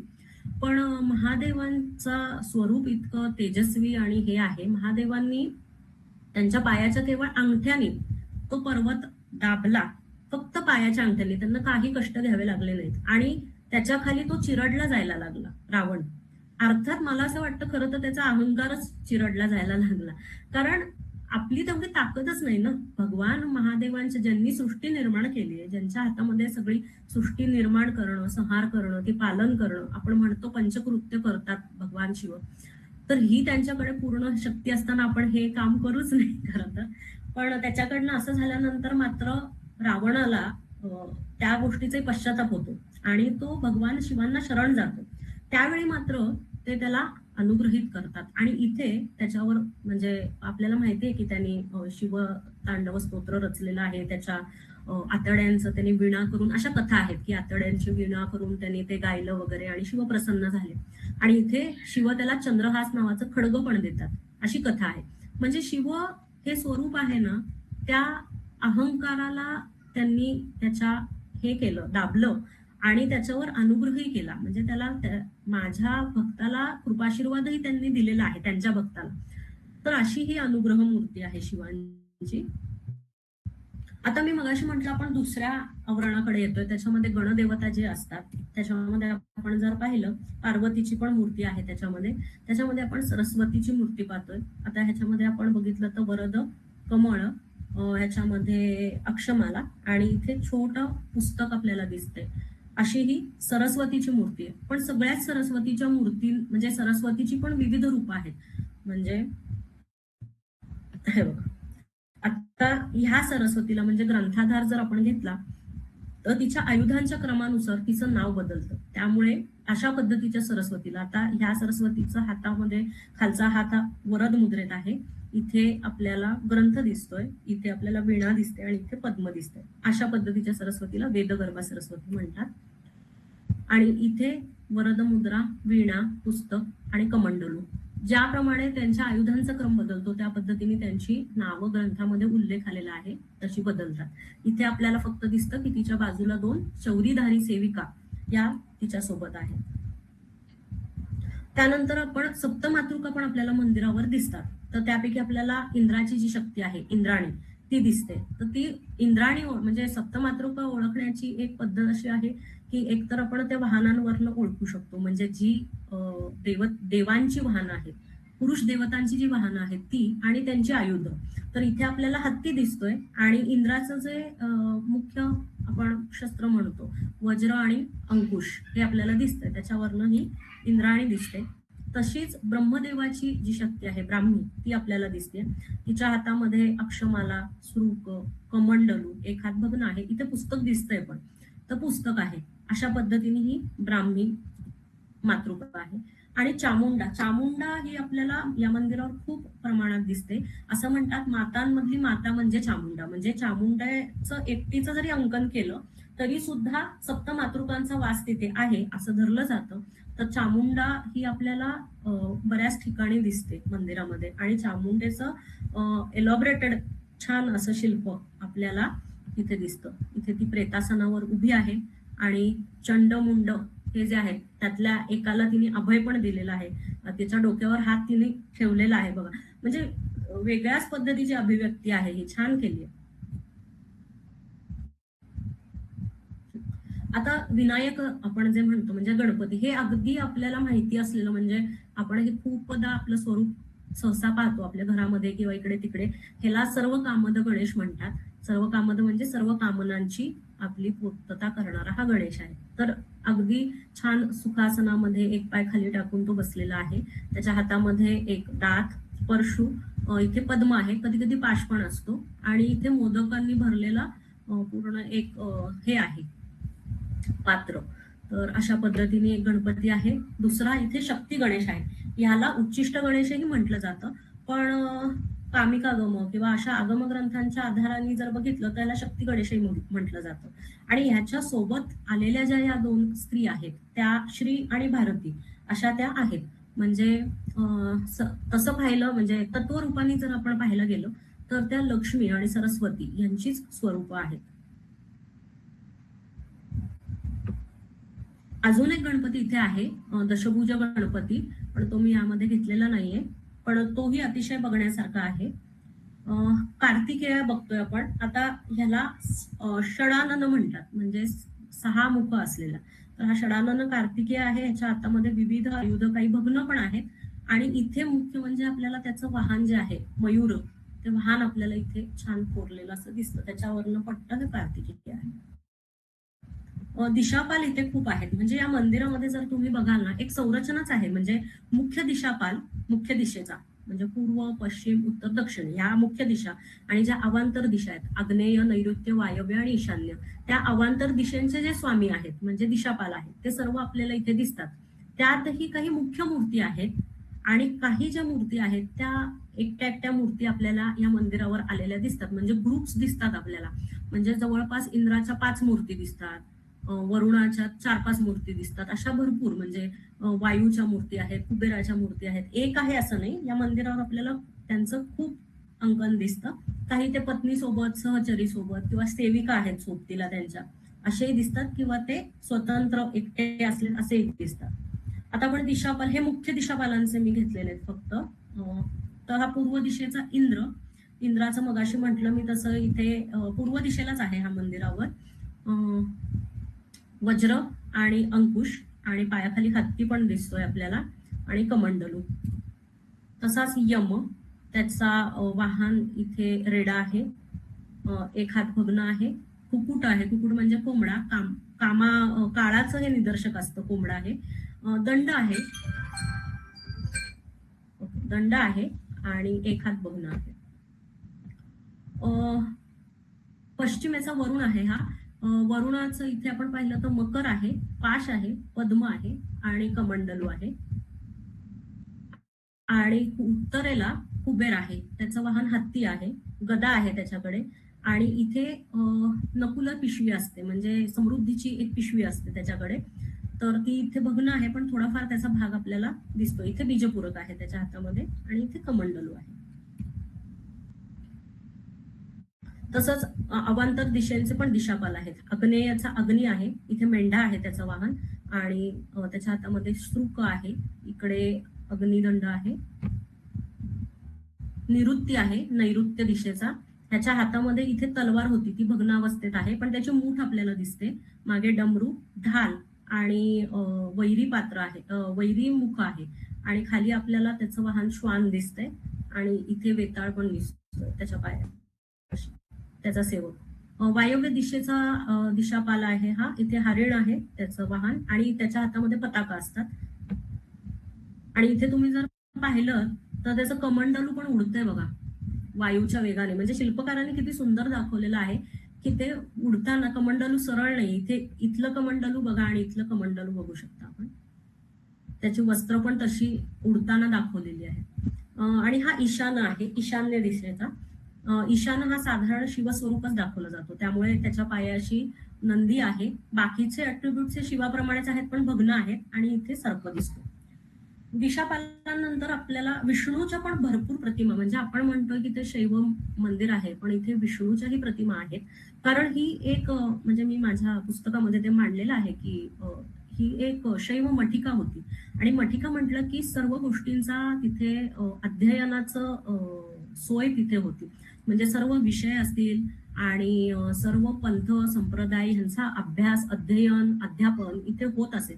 त्यामुळे वैष्णव पांचरात्र असेल किंवा वैष्णवांचे जे इतर सांप्रदायिक ज्या अध्ययनाच्या सोयी असतील त्या इथे उपलब्ध होत्या. त्यामुळे विष्णूचे सुद्धा काही असे उपासना विग्रह आपल्याला इथे दिसतात. केवळ विष्णू तर आहेच, म्हणजे विष्णूच्या ज्या 24 मूर्ती आपण म्हणतो, माधव, नारायण, केशव वगैरे ज्या मूर्ती आहेत त्यातल्या काही मूर्ती आपल्याला मंदिरावर दिसतात. यासह शक्तीसह आपल्याला विष्णू दिसतो मंदिरावर. त्याच्यानंतर वासुदेव विष्णू म्हणजे वैकुंठ विष्णू जे म्हणतो आपण त्यातलाच हा प्रकार आहे. माधव, विश्वरूप आणि हैग्रीव अशा एक पट्टच म्हणावा लागेल तो मंदिरावर आहे. त्यातली आपण एक मूर्ती बघणार आहोत. मन्मथ, मन्मथ म्हणजे खरं तर कामदेव आणि हरिहर असं विष्णूची भरपूर स्वरूप आपल्याला मंदिरावर बघायला मिळतात. आपण त्यातलं एक प्रातिनिधिक बघूया. हे विश्वरूपाचं हे आहे, मूर्ती आहे. आपल्याला माहिती आहे की श्रीमद भगवद्गीतेमध्ये विश्वरूप योग दर्शन याच्यामध्ये विश्वरूपाचं जे वर्णन येतं त्याच्यामध्ये त्या रूपाबद्दलची आपल्याला सगळी कल्पना येते की विष्णू, त्याचे अनंत हात, त्याचे अनंत रूप, म्हणजे त्याचे चेहरे पण अनंत आहेत. आता बऱ्याचदा दाक्षिणात्य परंपरेमध्ये इथे मुखही दाखवली जातात, म्हणजे सिंहमुख असेल, वराहमुख असेल अशी मुखही दाखवली जातात. पण इथलं वैशिष्ट्य हे एकमुखी आहे, म्हणजे ह्या फक्त परा विष्णू किंवा विष्णूचं जे रूप आहे तेवढंच दाखवलेलं आहे. इथे आपल्याला असंख्य 20 हात आहेत इथे या मूर्तीला आणि विष्णूची जी आयुध आहेत, चक्र, गदा, शंख, घंटा वगैरे वगैरे सगळी बरीचशी आयुध, काही तामसिक आयुध पण आहेत, ती पण ह्याच्यामध्ये आपल्याला दिसतात. आणि इथे आपण खाली पाहिलं तर इथे विरासनामध्ये गरुड हात जोडून बसलेला आहे. इकडे त्याचे भक्तगण, खूप खूप भक्तगण उभे आहेत आणि इकडे स्त्री पण भक्तगण आपल्याला दिसतात. ही विष्णूची विश्वरूप मूर्ती आहे. या मूर्तीचं जर आपण लॉंग शॉट बघितला किंवा तिथे मंदिरावर बघितलं तर त्याच्या या बाजूला आपल्याला हयग्रीवची मूर्ती दिसते जी पूर्ण ज्ञानाचं स्वरूप आहे आणि या साईडला माधवाची मूर्ती आहे. आणि या तिघांची एक उपासना पद्धती सुद्धा, विशिष्ट उपासना पद्धती पण आहे. त्यामुळेच खरं तर त्या एका बाजूला एक, म्हणजे असा एक पट्ट तुम्ही उपासना करू शकता, साधक अशा पद्धतीने तो रचना केलेली आहे. त्याच्यानंतर आपण बघतो ब्रह्मदेवाच्या मूर्ती.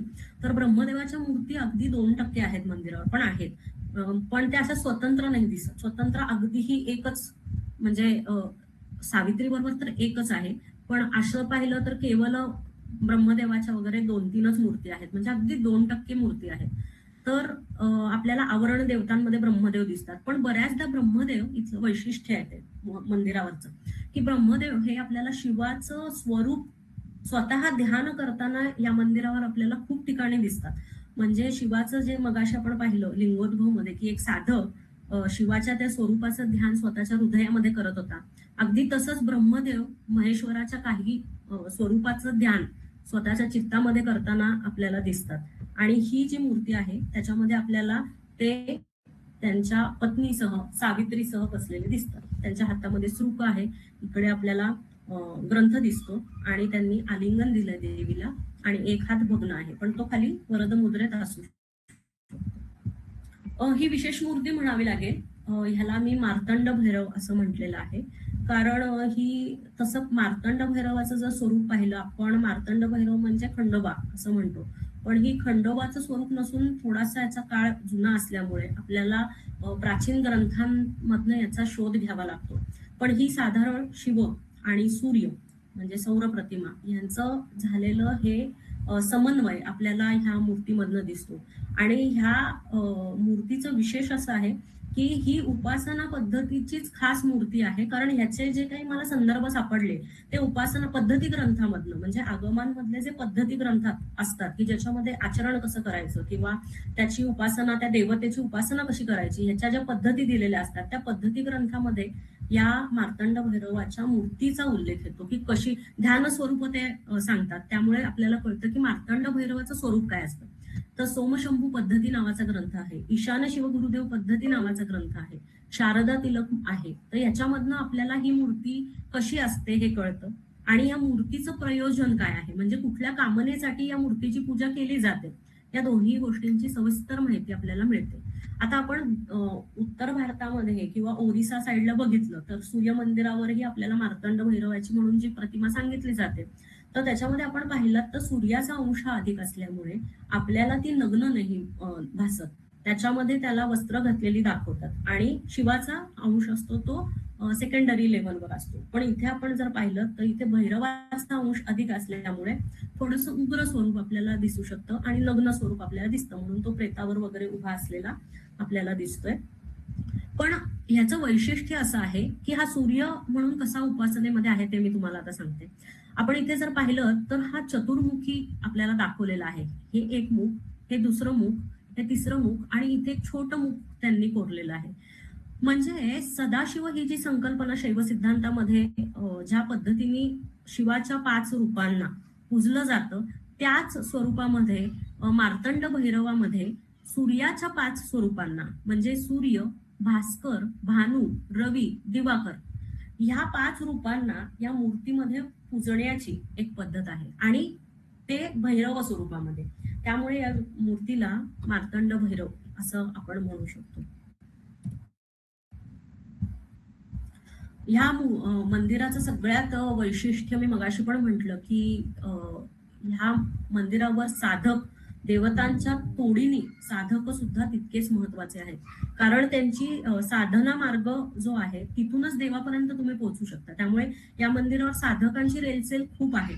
तर साधकांचा सुद्धा ह्याच्यामध्ये असं आहे की भक्ती मार्गातल्या काही अवस्थिती दाखवलेल्या आहेत. अवस्थिती म्हणजे काय, तर साधना मार्गात किंवा भक्ती मार्गामध्ये प्रत्येक एका टप्प्यावर साधक एक एक टप्पा क्रॉस करत असतो. जसं की सालोक, सामिप्य, सायुज्य अशा ज्या टप्पे आहेत, तर ते टप्पे म्हणजे काय असतात की सालोक म्हणजे तो देवाच्या लोकापर्यंत पोहोचलाय.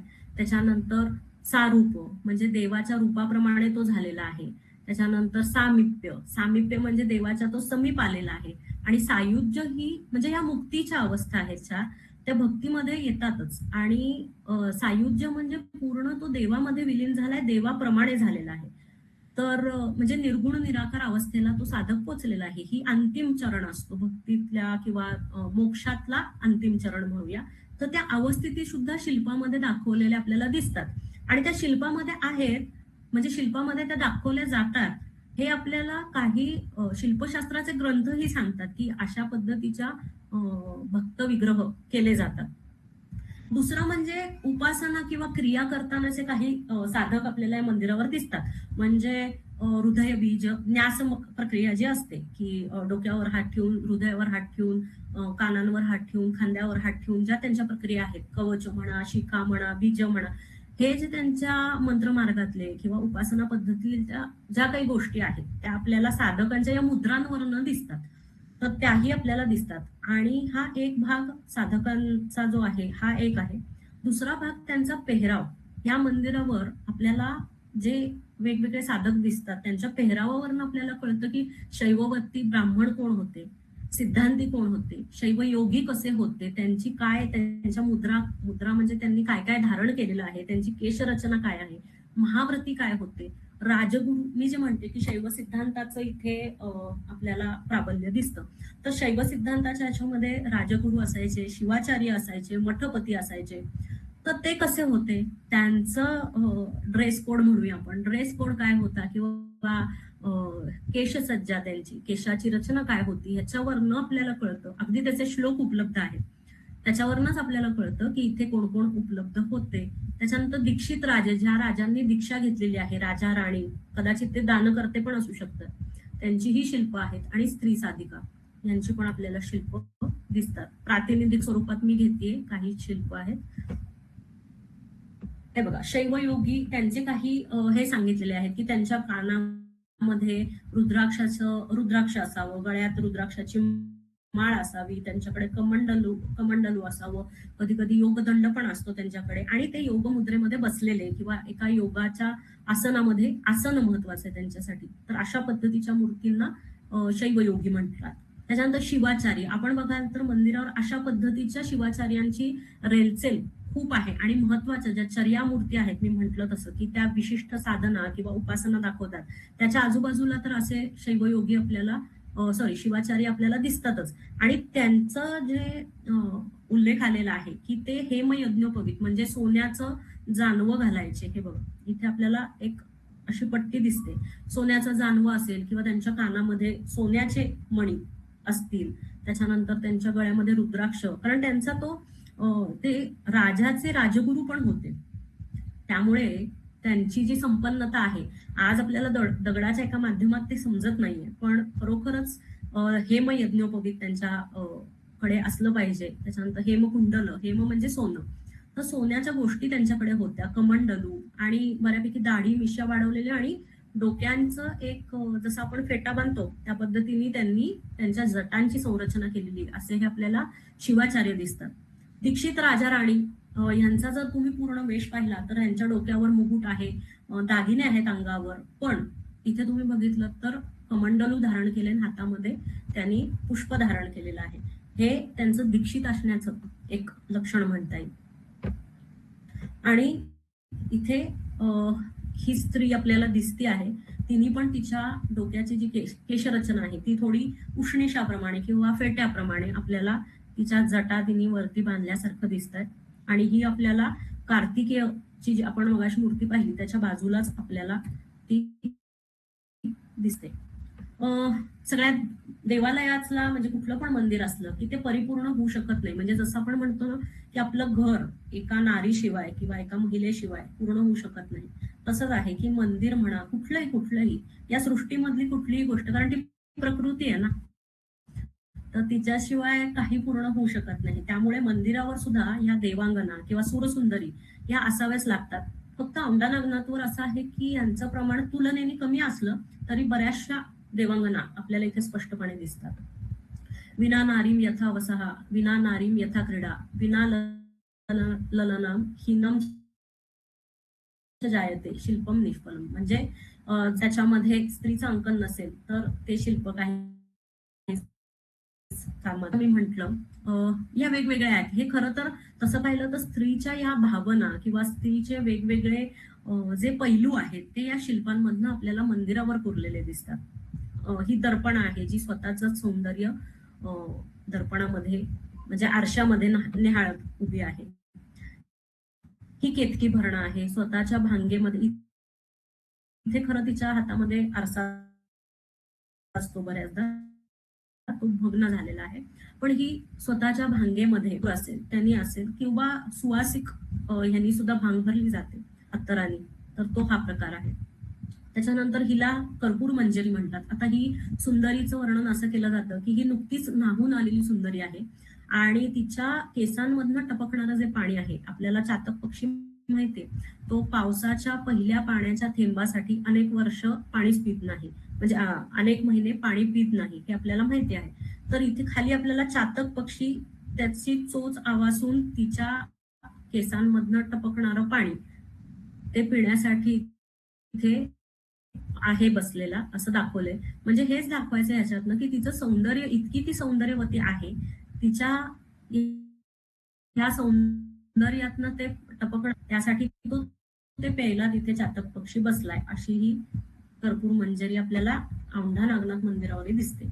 आणि ही विन्यास आहे खरं तर ही म्हणजे देवांगना जरी असली हिचं स्वरूप, तरी इथे त्यांनी साधिका या स्वरूपामध्ये तिला म्हणजे बऱ्यापैकी अशा प्रकारच्या देवांगनांचं जे स्वरूप आहे ते देवता मूर्तींच्या शेजारी ते कोरतात, जेणेकरून त्यांचे दोन्हीही पर्पज म्हणूयात आपण, की देवांगनाही दाखवली जाते, पण त्याच्यासोबत ती साधिका पण आहे याचंही भान आपल्याला राहतं. तिच्या तपस्वितेचं जे तेज आहे ते आपल्याला या शिल्पामध्ये निश्चित दिसतं. भलेही ती नग्नावस्थेत असली तरी सुद्धा तिचा जो तपस आहे चेहऱ्यावर आपल्याला दिसतो. तिच्या जटा मुक्त आहेत, कानामध्ये फक्त कुंडल आहेत आणि तिच्या हातामध्ये कमंडलू आहे आणि तिने छातीपाशी, हृदयापाशी एक ज्ञान मुद्रा धरलेली आहे, जी ती त्या देवाच्या विग्रहामध्ये मग्न आहे. अशी ती सुंदरी आपल्याला भासत असली तरी ती तिच्या विश्वामध्ये आहे हे आपल्याला ह्या शिल्पामधून विषय थोडाफार आपल्यापर्यंत पोहोचवू शकले आहे. तर मी थांबते इथे. कोणाला काही प्रश्न असतील तर आपण विचारू शकता. प्रश्न विचारण्यापूर्वी एक छोटीशी विनंती व सूचना आहे की एका वेळी एकच प्रश्न घ्यायचा आहे, कारण असंख्य या विषयाचे अभ्यासक असतील किंवा उत्सुकता असणारे नवीन अभ्यासक असतील, या सर्वांनाच एक समान संधी मिळावी या अनुषंगाने एका वेळी एकच प्रश्न विचार एकाला अनुसरून सलग दुसरा प्रश्न घ्यायचा नाहीये.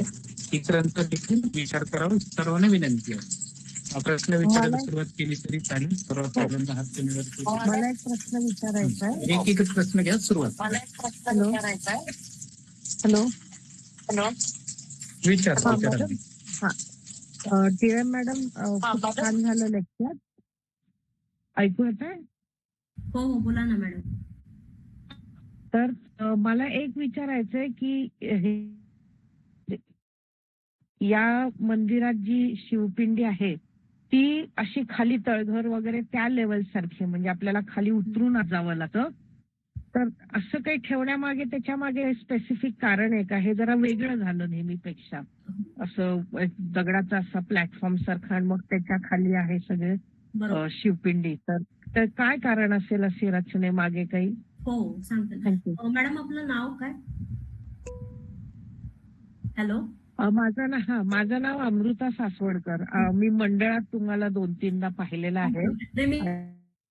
तुमच्या पुस्तकाच्या ओपनिंगच्या वेळेस तेव्हा नाही, मला नाव दिसत नाही म्हणून मी नाव विचारलं. अमृता सासवडकर, पुणे. थँक्यू.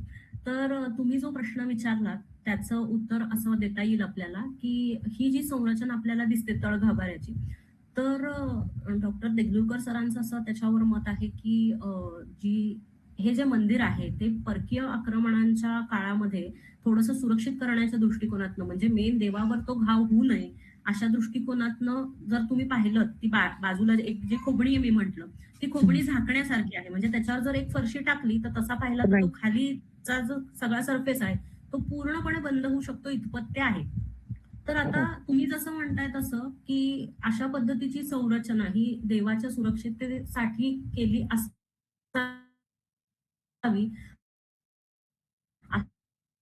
असा एक भाग त्याच्यामध्ये. त्याची जर शैली आपण आज त्याला चांदीचा वर्ख बसवलाय, त्या चारीही स्तंभांना आपण बघितलं तर त्याला चांदीचं वर्ख आहे, पण त्याची जी शैली आहे ती सुरूच्या खांबाच्या सारखी आहे आणि ती शैली थोडी नंतरच्या काळातली आहे. म्हणजे आपण जसं म्हणतो मराठा काळाच्या नंतरची वगैरे शैली, म्हणजे स्थापत्याच्या दृष्टिकोनातनं किंवा शैलीच्या दृष्टिकोनात, तर ती नंतरच्या काळातली, म्हणजे कदाचित त्या खांबाची जोड देऊन किंवा असं करून ती नंतरच्या ह्याच्यामध्ये केली असावी असं सरांचं मत आहे.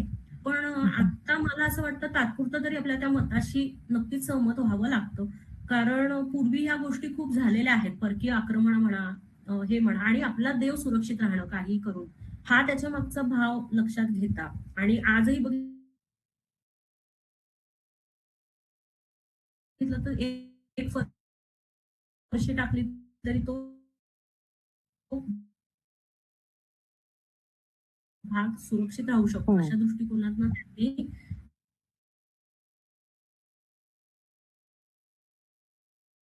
ती रचना दोघांपासून तशीच होती, म्हणजे तळगाभारा धरलं एक भाग.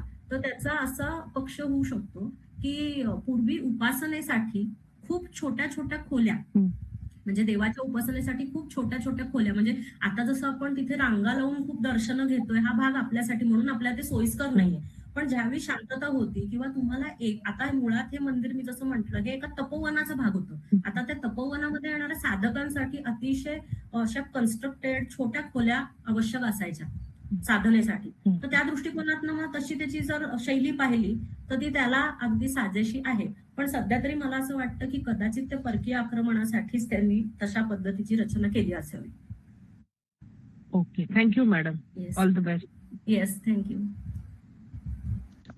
नमस्ते मॅम. नमस्ते. नमस्ते मॅम, आता आपण जो शिवव्रती ब्राह्मण किंवा शिव ब्राह्मण हा प्रकार जो सांगितला, आवाज हो येतोय? हो येतोय. हो. म्हणजे तो प्रकार काय नक्की? आणि मी आता बरं का, मी बऱ्याच महादेवाच्या मंदिरामध्ये किंवा पुरातन महादेवाच्या मंदिरामध्ये भेट देतो, सातारा वगैरे या हो. भागात बघतो. तर शिव ब्राह्मण म्हणून काही गुरु वगैरे पुजारी असतात तिथे त्या हो. मंदिरामध्ये. हो. ते Yes. स्वतःला शिव ब्राह्मण वगैरे म्हणजे ते म्हणतात. मग तो हा प्रकार तोच आहे का, शिववृत्ती ब्राह्मण किंवा काय? सर आपलं नाव सांगाल का? मला फक्त प्रश्न विचारायच्या आधी नाव सांगा, म्हणजे मला नाव हो, दिसत. मी राज मोकाशी बोलतोय मी. ओके ओके, धन्यवाद सर. सांगतो. हो, हो. तर कसं आहे, मी जे आपल्याला म्हंटल की हे शैवव्रती किंवा शैव ब्राह्मण हे आपल्याला त्यांच्या पेहरावावरनं दिसतात. तर आगम ग्रंथांमध्ये काही असे वर्ग दिलेले आहेत, म्हणजे आत्ताचे जे लोक स्वतःला शैव ब्राह्मण किंवा हे म्हणतात त्यांच्याबद्दल आपल्याला सांगणं कठीण आहे, कारण त्यांची परंपरा बघायला पाहिजे कशी आहे ती. पण पूर्वी एक अशा पद्धतीने आगमांची संरचना अशी असायची की त्याच्यामध्ये हे जे शैववर्ती ब्राह्मण होते त्यांच्यामध्ये पण छोटे छोटे कॅटेगरी होते. म्हणजे काही लोक फक्त देवाच्या पूजेसाठी असायचे, त्यातले काही लोक हे फक्त अध्यापनासाठी असायचे, त्यांना शैवशास्त्रांची सगळी माहिती होणं आवश्यक असायचं. काही लोक हे फक्त राजाच्या राजदरबारामध्ये, तर त्यामुळे त्यांचं जे पेहराव आहे किंवा त्यांची जी राहणी आहे आणि त्यांची जी कामं आहेत ती वेगवेगळी असायची. तर त्या दृष्टिकोनातून जर आपण बघितलं तर प्रत्येकाच्या मुद्रा म्हणजे कानामध्ये त्यांनी काय घातलं पाहिजे, त्याच्या जटांचा हे कसा असला पाहिजे, किंवा त्यांनी आता कौपिनधारी ते असतातच, म्हणजे लंगोट सगळ्यांकडे कॉमन आहे. पण त्यांच्यामध्ये काही आता योगी असतात, त्यांच्या हातामध्ये वेणुदंड असतो, कधी कधी योगी असतात ते कधी कधी आसनं धारण केलेले असतात, म्हणजे वेगवेगळी योगासनं म्हणते मी, की वेगवेगळ्या आसनांमध्ये पद्मासनात कधी बसलेले असतात, कूर्मासनात बसलेले असतात. मग त्यांची ओळख आपल्याला शिल्पांमधनं कशी पटणार? तर आपल्याला त्यावेळी हे कळतं की हे योगी जे आहेत ते असं वेणुदंड धरलेले असतील तर ते योगी आहेत. त्यांची केशरचना पण वेगवेगळी, त्याच्यावरनंही ओळखता येतं. काही पूर्ण मुंडन केलेले आपल्याला शैवव्रती दिसतात, काही आहेत ते खूप जटाधारी दिसतात, काही साधक आहेत म्हणजे नग्न साधक आहेत पूर्ण, आणि त्यांनी हातामध्ये कपाल धरलेलं आहे. मग ते कापालिक पंथाचे पण असू शकतात. कसं आहे, ही शैव मठिका असल्यामुळे इथे आपल्याला सर्व पद्धतीचे साधक, सर्व पद्धतीचे शैवव्रती, अगदी काही प्रमाणात वैष्णव सुद्धा लोक आजही इथं वैष्णव संप्रदायाचे लोक सुद्धा येऊन भेट देतात. कारण आपण जरी आडी घातली असली तरी देवानी कुठलीच आडी घातलेली नाही. आणि मठांचा जर विचार केला तर त्याच्यामध्ये आपल्याला असे सर्व पद्धतीचे लोक आणि सर्व आचरण करणारे, म्हणजे सर्व संप्रदायाचे जे लोक मी म्हणते ना, की शैवव्रती असतील, ब्राह्मण असतील, हे सगळे आपल्याला तिथे वेगवेगळ्या ह्याच्यामध्ये दिसतात. आणि तुम्ही म्हणताय तसा त्याचा श्लोक पण आहे की रुद्राक्ष कोणी घालावेत, त्याच्यानंतर वेणुदंड कोणी हातामध्ये घ्यावा, महाव्रतींनी काय करावं, या सर्व गोष्टी ज्या आहेत त्या आपल्याला याच्यामध्ये दिसतात. नमस्कार मॅडम. नमस्कार. निळकंठ बोलतोय. एकेकाने प्रश्न विचारायचा आहे, गोंधळ होणार नाही याची काळजी घ्यायची. मी नाव घेईल त्याने तो प्रश्न घ्यायचा. निळकंठ सर तुम्ही विचारा, यानंतर मी ज्याचं नाव घेईल त्याने प्रश्न घ्या, जेणेकरून तो गोंधळ टाळता येईल आपल्याला. निळकंठ सर विचारा. Okay sir. मॅडम, अष्टदिक्पालापैकी जे निवृत्ती शिल्प आपण म्हणला, तर त्या शिल्पामध्ये त्याचे जे वाहन आपण पाहिलं किंवा हातातील आयुध वगैरे पाहिले, तर त्यामध्ये पुरा आहे खाली आणि नरमुंड देखील आहे त्या शिल्पामध्ये, तलवार ढाल वगैरे दिसत आहे. तर निवृत्ती आणि भैरव याच्यामध्ये काय फरक सांगा? मी कारण जरा तो नग्न देखील आहे. बरोबर बरोबर. मी मागे जाते जरा, एक मिनिट, मी परत शेअर करते, त्या स्लाइडला शेअर करते.